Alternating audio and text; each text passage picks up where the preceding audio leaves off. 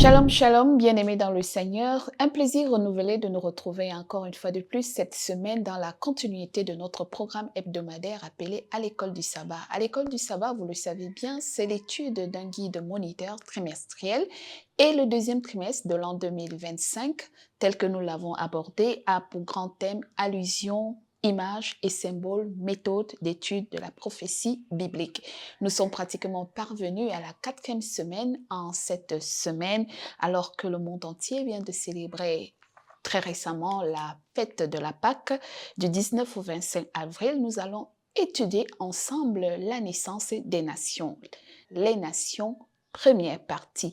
Avant donc d'aborder toutes les thématiques qui concerneront cette leçon, 4e leçon du deuxième trimestre 2025, nous allons invoquer la présence de notre divin Père. Seigneur notre Dieu et notre Père, nous voulons infiniment te rendre grâce parce que ce jour encore, tu renouvelles l'espérance de ta grâce à notre égard et tu nous donnes une fois de plus d'ouvrir ta parole à travers ce guide moniteur de l'école du sabbat afin de comprendre l'origine de nos nations et de nos peuples et de comprendre le but et l'objectif même de la mission que tu as assignée à ton peuple. Merci donc d'ouvrir notre intelligence par le biais de ton Saint-Esprit et de nous instruire selon ta bonne volonté au nom de Jésus-Christ. Amen. 4e leçon du deuxième trimestre de l'an 2025, le titre « Les nations », première partie. Le verset à mémoriser nous est tiré du livre de Daniel, le chapitre 7, le verset 14. Daniel, chapitre 7, le verset 14, qui nous dit « On lui donna la domination, la gloire et le règne. Et tous les peuples, les nations et les hommes de toute langue le servirent. Sa domination est une domination éternelle qui ne passe point et son règne ne sera jamais détruit, nous dit le livre de Daniel, chapitre 7. Mais avant d'aborder les différentes thématiques qui concerneront proprement la 4e leçon, permettons-nous de revenir un tout petit peu sur le résumé de la leçon 3 que nous avons appris la semaine dernière, qui nous parlait des métaphores du mariage.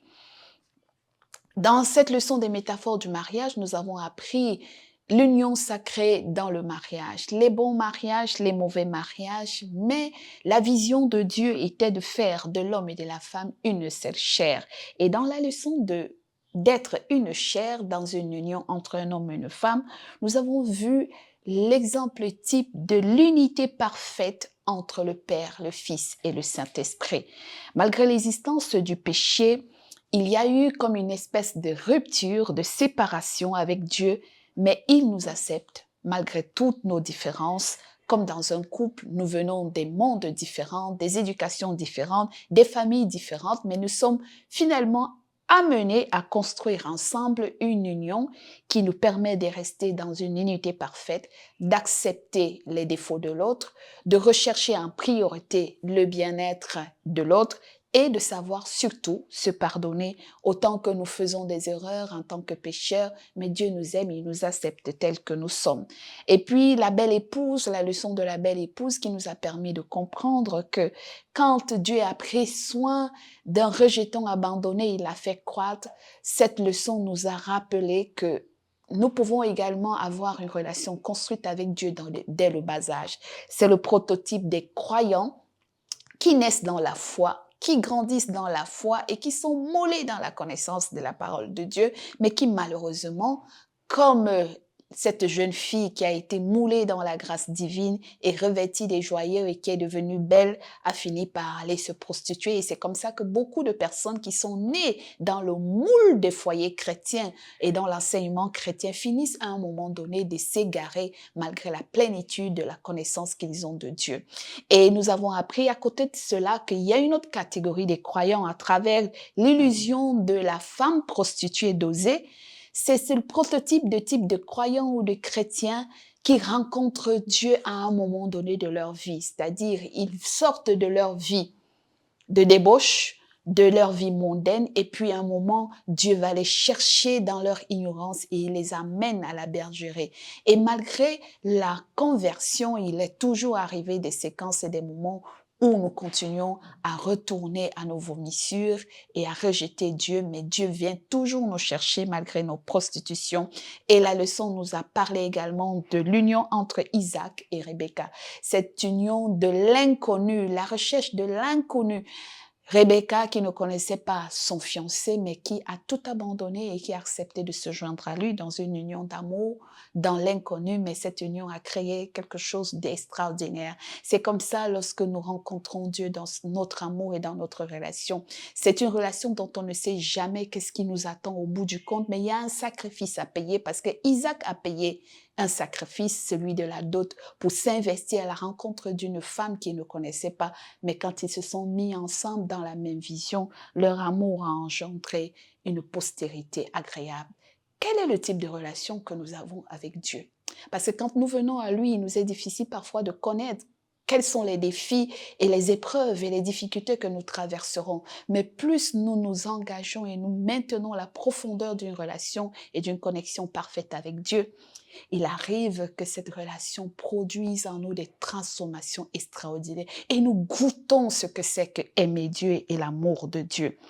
Malheureusement, même dans cette parfaite relation avec Dieu, il y a toujours des défis et la confusion vient à un moment donné. Et c'est pour cela que nous apprendrons aujourd'hui l'exemple type des nations.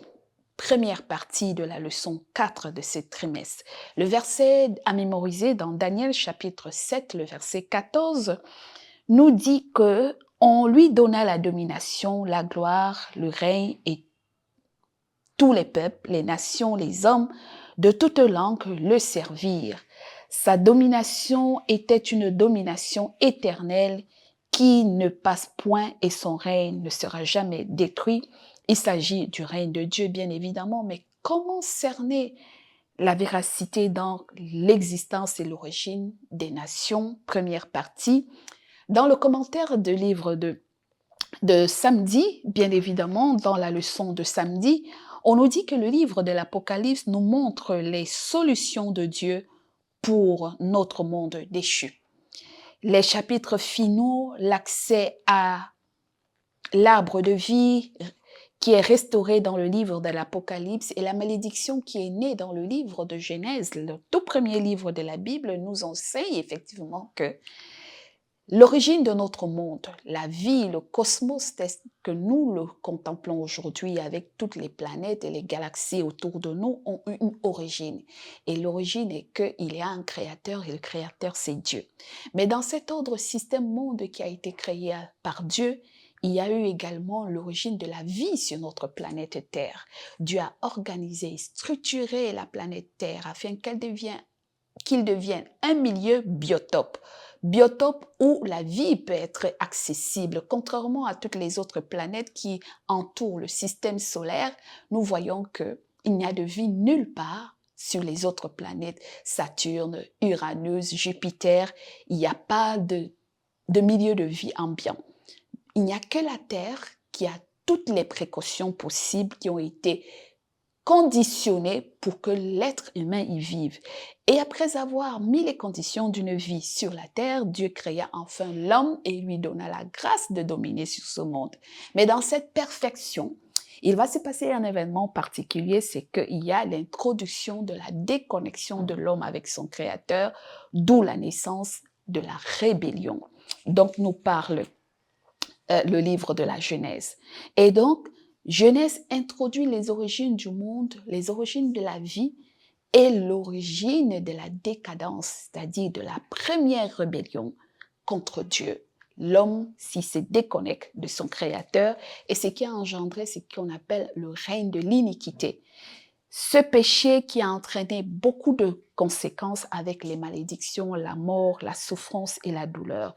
Donc Genèse nous plante dans les origines et le livre de l'Apocalypse, lui, vient nous donner la solution finale pour la restauration de ce qui a été détruit.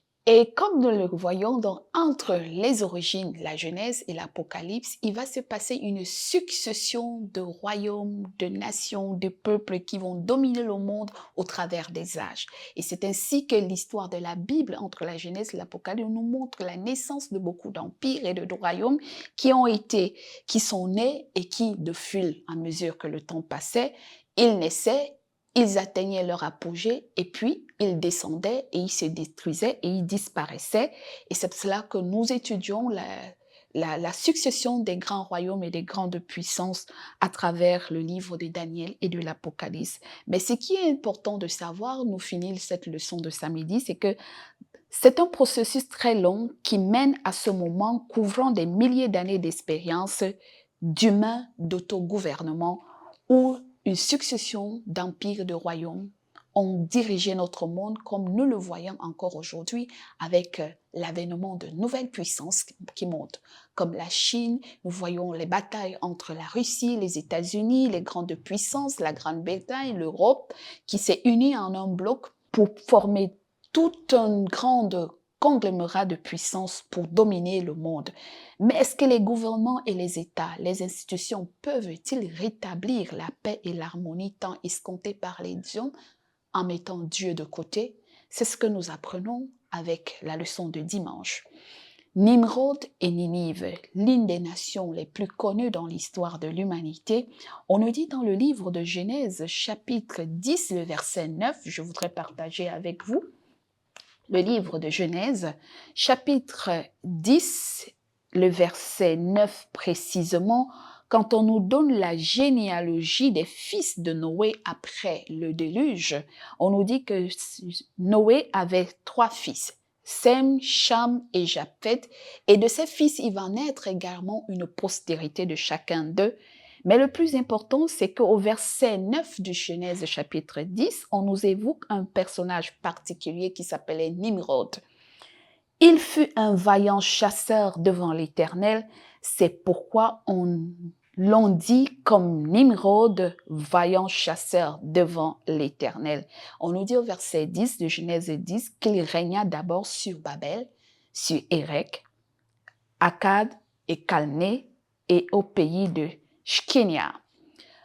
En regardant donc la naissance d'un grand vaillant héros dont on appelle chasseur devant l'Éternel, cela renvoie comme une espèce de conquérant, ce grand conquérant chasseur devant l'Éternel comme une espèce de rébellion ouverte contre Dieu ou contre les desseins de Dieu.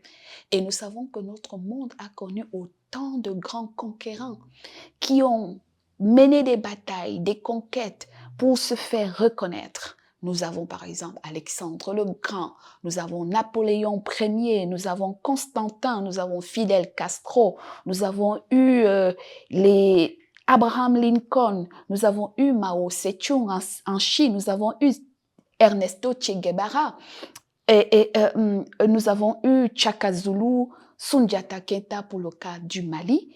Et vous comprenez que tous ces grands héros étaient des grands conquérants pour établir des royaumes, des nations et des puissances dont nous connaissons jusqu'à présent leur expansion au milieu des hommes. Mais chaque fois qu'un règne, et nous voyons que la puissance et l'établissement des règnes de ces hommes n'ont pas duré éternellement après leur bataille, leur mort, soit avant même leur mort, ils perdaient la puissance et la domination et leur empire était remplacé par un autre. Tout de même comme aujourd'hui, nous voyons cette succession de grandes puissances qui naissent. Mais donc le défi réel de chaque naissance de puissance, c'est la rébellion et la révolte contre Dieu. Mettre Dieu de côté, penser gouverner le monde sans Dieu, est-ce que les humains peuvent réellement créer des systèmes de puissance au monde qui subsistent dans le temps lorsque Dieu, le créateur du monde, est mis de côté? C'est pour cela que Dieu, voyant que les hommes et les peuples et les nations se poursuivent à le rejeter, il va introduire au milieu de la race humaine ce qu'on a appelé la confusion. Parce que l'histoire de la tour de Babel nous rappelle, par exemple, dans le livre de Genèse, au chapitre 11, au verset 1er, on nous dit dans Genèse chapitre 11, le verset 1er, « Toute la terre avait une seule langue et les mêmes mots. Et comme ils étaient partis de l'Orient, ils trouvèrent une plaine au pays de Shkinéar, où ils habitèrent. » Souvenons-nous que Shkinéar, on nous dit que c'est la nation ou le territoire où Némrod avait gouverné à un moment donné. On nous dit au verset 4 du livre de Genèse, chapitre 11, que les hommes se mirent en accord et ils décidèrent de construire une cité, une ville avec une tour dont le sommet touche le ciel. Un défi contre Dieu encore. Faisons-nous un nom afin que nous ne soyons pas dispersés sur la face de toute la terre. Et on nous dit que Dieu vit que leur dessein était très orgueilleux et grand. Il décida de les séparer. Le plan de Dieu, c'était que les hommes se multiplient et qu'ils se dispersent sur la terre. Eux ne parlant qu'une seule langue et unis dans leur vision et dans leur vision du monde uni, Dieu décida de créer la confusion et c'est à ce moment-là que vint la naissance de plusieurs langues. Et les hommes se séparaient donc parce qu'ils ne s'entendaient plus du même langage et en se séparant, ils se dispersaient par groupes linguistiques et chaque groupe linguistique allait donc se disperser, créer un espace, un territoire qu'ils occupaient. Et voilà comment nous voyons l'histoire de la naissance de tous les peuples et de toutes les nations et des langues que nous connaissons aujourd'hui dans notre système monde. C'est donc de ce système des nations du monde diversifié et répandu à cette époque sur la terre que Dieu décide de tirer un homme appelé Abraham. La leçon de lundi, l'appel d'Abraham. On nous dit que dans cet appel, l'objectif de Dieu avait l'intention d'utiliser Abraham pour établir une nation qui se démarquerait des royaumes humains. Il ne devait pas avoir autre roi que Dieu lui-même. Le peuple devait montrer ce qui se passerait si la race humaine restait connectée à son Créateur. Et c'est ainsi qu'Israël a été établi pour être une bénédiction pour toutes les familles et les nations de la terre. Malheureusement, le vœu et les desseins de Dieu, en faisant d'Abraham le père d'une nation nouvelle qui soit différente de toutes les autres nations, échoua parce qu'Israël se refusa d'accepter que Dieu soit leur guide, leur roi, malgré les ordonnances qu'il leur avait données, des instructions pour que leur vie soit différente. On nous dit dans le livre de Deutéronome, chapitre 4, le versets 5 et 9, que le dessein de Dieu était qu'il mette en parole les prescriptions et les ordonnances et que les gens voient qu'à travers ces ordonnances, on remarque la grandeur de la sagesse de ce peuple et qu'on se demande quel est le Dieu qui les conduise. Mais ils n'avaient pas obéi à cette ordonnance et c'est pour cela qu'à un moment donné, Dieu rejeta la nation juive après qu'ils aient rejeté le Messie.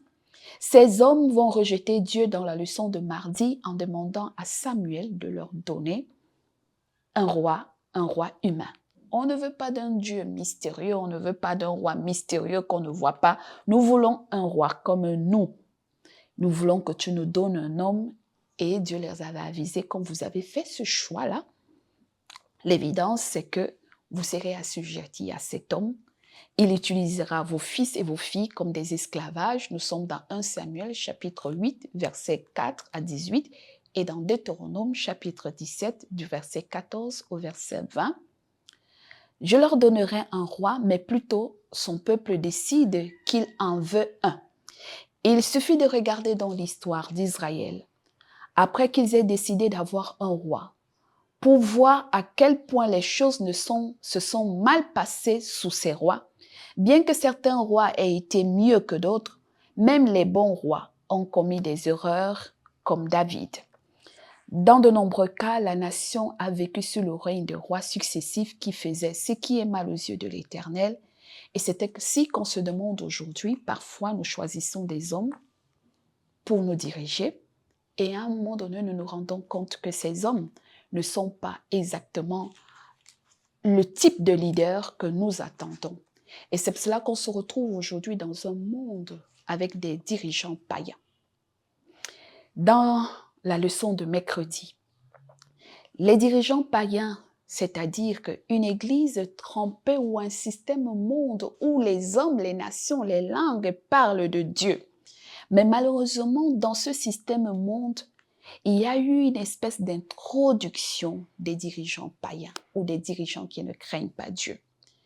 On nous dit par exemple à une époque en Israël, lorsqu'ils ont rejeté Dieu et qu'ils ont laissé introduire dans le système de l'Église ou bien dans l'Église primitive naissant des hommes influents, des hommes politiques influents comme Constantin, l'Église a changé la ligne directrice de ses principes en introduisant beaucoup de pratiques païennes dans le système d'adoration du vrai Dieu.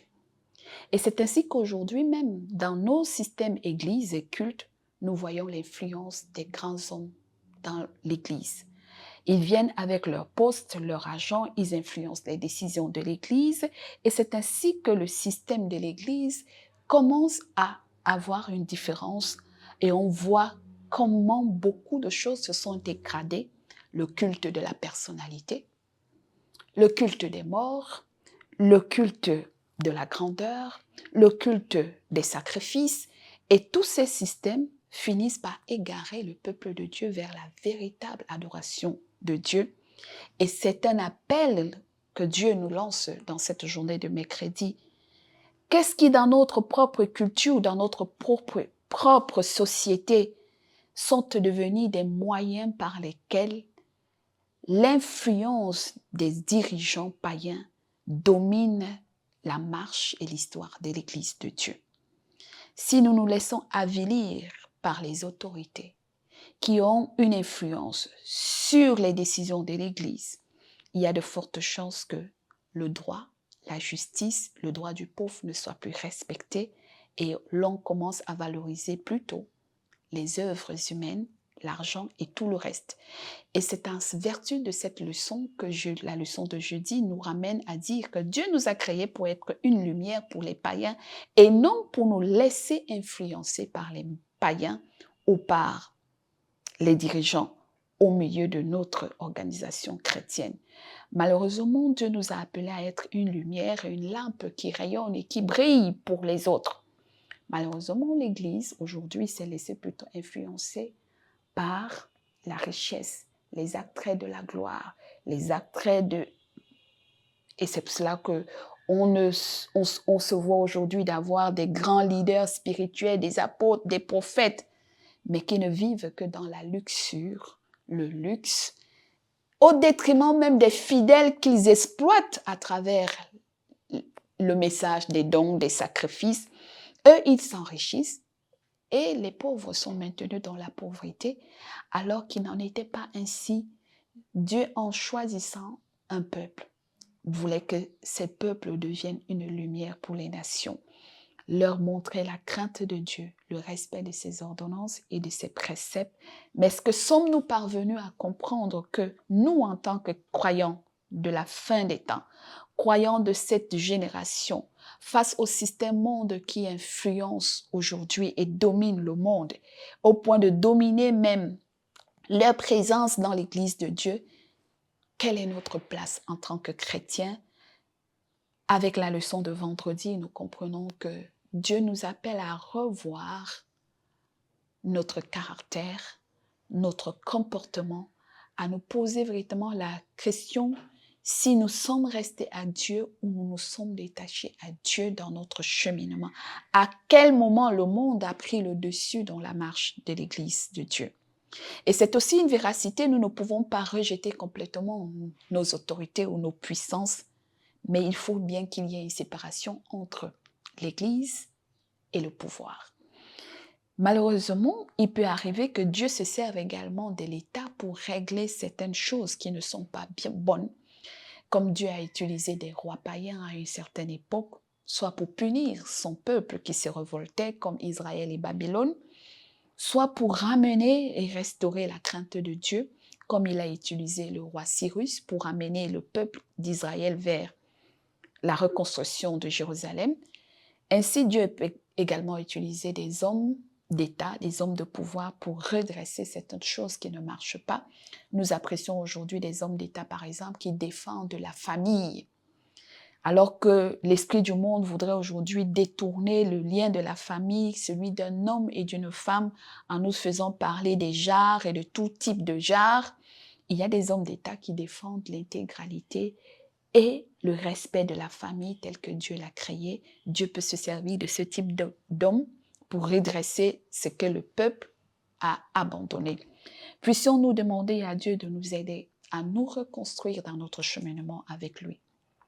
Nous ne pouvons pas certainement nous défaire de la marche du monde, ni des systèmes mondes actuels, ni des gouvernements qui se succèdent et qui agissent et interagissent les uns vis-à-vis des autres, mais nous pouvons faire une différence.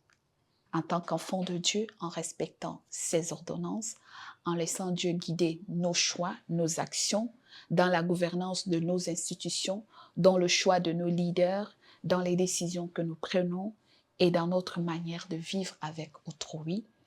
Et si Dieu revient dans nos cœurs, dans nos vies, il y a de fortes chances que l'Église retrouve le chemin. Et c'est pour cela que Dieu nous interpelle avec ce dernier message que je voudrais partager avec nous dans le livre d'Apocalypse, le chapitre 18. C'est avec ce verset que nous allons clôturer cette étude. Première leçon sur les nations.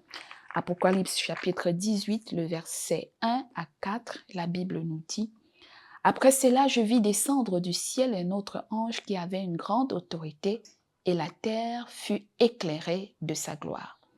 Il cria d'une voix forte: Elle est tombée, Babylone la grande, elle est devenue une habitation de démons, un repère de tout esprit impur, un repère de tout oiseau impur et odieux, parce que toutes les nations ont bu du vin de la fureur de son impudicité, et que les rois de la terre se sont livrés avec elle à l'impudicité, et que les marchands de la terre se sont enrichis par la puissance de son luxe.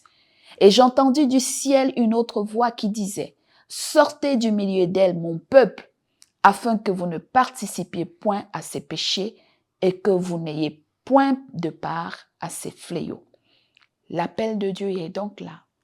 Sortons de Babylone et de la confusion. Sortons des faux enseignements.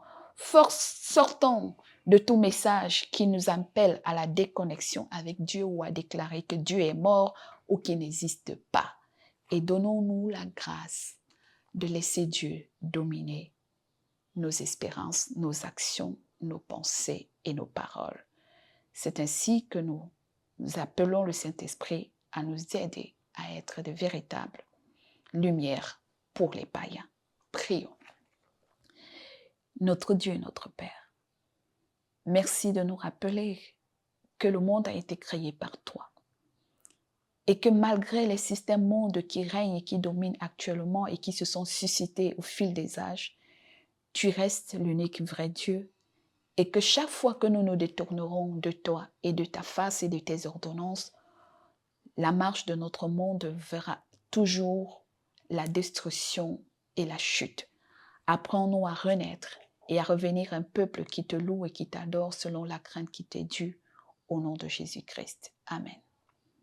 Merci à vous de nous avoir suivis. Rendez-vous la semaine prochaine pour la suite de cette première partie. Si vous avez aimé, n'hésitez pas de vous abonner, de liker et nous envoyer vos commentaires enrichissants. C'était à l'école du sabbat une fois de plus. Merci, au revoir, shalom.